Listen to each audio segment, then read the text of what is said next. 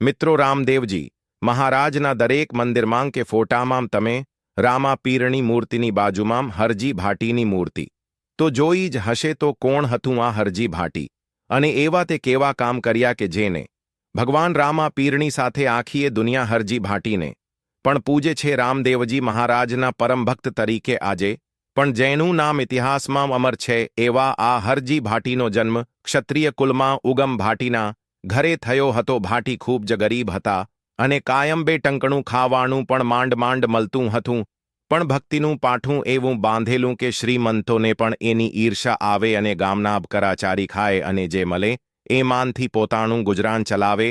આ ઉગમ ભાટીના હૈયામાં રામદેવજી માટે ભારે આસ્થા પછી તો વગડો હોય કે ઘર રાત હોય કે દિવસ બસ રામદેવજીના ભજન ગાયા કરે અને દર મહિને બીજના દિવસે પગે હાલીને રણુજા જાય અને રામા પીરના દર્શન કરે અને જીવ્યા ત્યાં સુધી આ નિયમ પાડ્યો.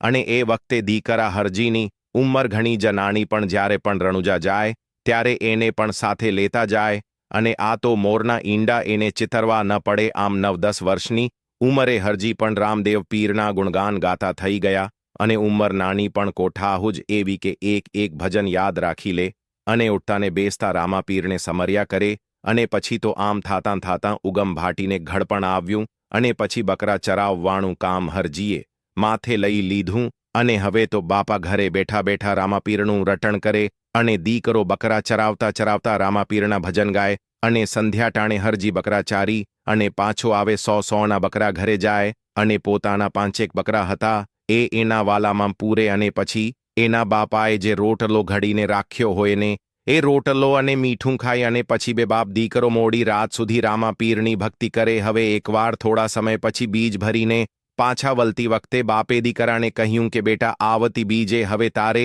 એકલા આવવું પડશે. બિચારા હરજીને એમ કે બાપાને ક્યાંક ગામતરે જવું હશે પણ ત્યાં તો એ મોટા ગામતરે હાલી નીકળ્યા. પિતાના અવસાન પછી હરજી સાવ એકલો થઈ ગયો અને થોડા દિવસ તો તે સૂન થઈ ગયો પણ પછી એ તો વળી પાછો બકરા ચરાવવા વગડે જવા લાગ્યો અને આમ થાતાં બીજા 5 વર્ષ વીત્યા અને હરજી 18-20 વર્ષનો થયો અને દુનિયાની જરાય પણ ચિંતા નથી. રોટલો મળે તો ખાઈ લે અને નો મળે તો વાલામાં ખાટલો નાખી ભજન ગાય અને ભૂખ ભાંગે.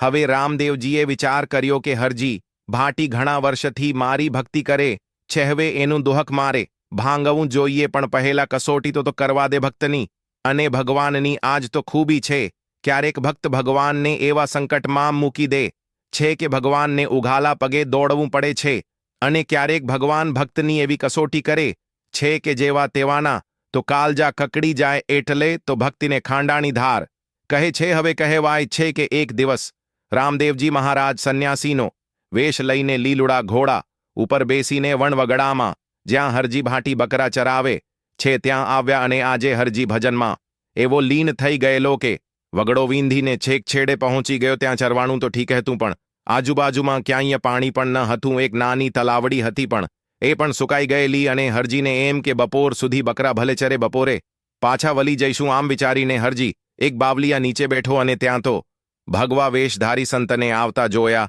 હિલુડો ઘોડો છે, તેજસ્વી મુખ છે. હરજી તો ઉઠીને સંતની પાસે ગયો, સાધુને પગે લાગીને બોલ્યો, બોલો બાપજી, હું તમારી શું સેવા કરું? તમે દૂરથી આવ્યા હોય ને એવું લાગે છે તો લાવો તમારા પગ દબાવી દઉં. રામદેવજી નીચે બેઠા અને બોલ્યા કે અરે ભગત, મને તરસ બહુ લાગી છે તો મને પાણી પીવડાવો. ત્યારે હરજી બોલ્યા કે બાપજી, પાણી તો અહીં આજુબાજુમાં ક્યાંય નથી. તમે કહેતા હોય ને તો ગામમાં જઈને પાણી ભરતો આવું, દોડતો જાઉં અને દોડતો આવું, ત્યાં સુધી તમારે રાહ જોવી પડે.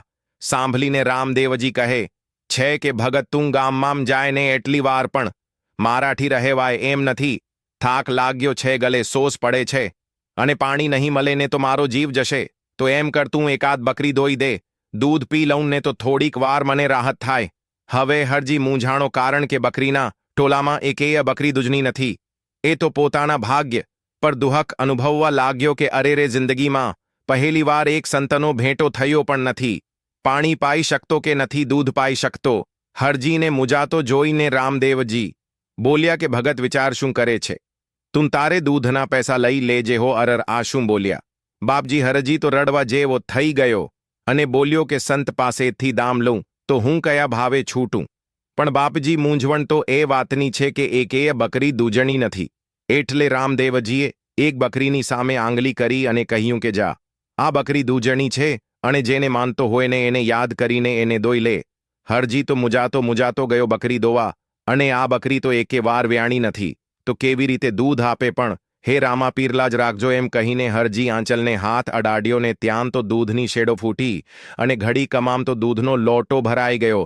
અને પછી તો હરજી હરખાતો સાધુ આગળ આવ્યો અને દૂધનો લોટો આપ્યો અને કહેવા લાગ્યો કે બાપજી, આ તો મારા સમર્થ ધણીએ મારી લાજ રાખી છે. અને રામદેવજીએ દૂધનો પ્યાલો પીધો, પણ વળી પાછા બોલ્યા કે ભગત તરસતો હજી એમની એમ છે, ગમે ત્યાંથી પાણી લઈ આવો ભગત. જાઓ, પેલી ઝાડી પાછળ તલાવ ભર્યું છે, એ તલાવમાંથી પાણી લેતો આવ. અને આ સાંભળીને હરજી હસી પડ્યો. અરે બાપજી, આ તો નિર્જલો વિસ્તાર છે, અહીં ક્યાંય પાણી નથી. તમે જે તલાવડીની વાત કરો છો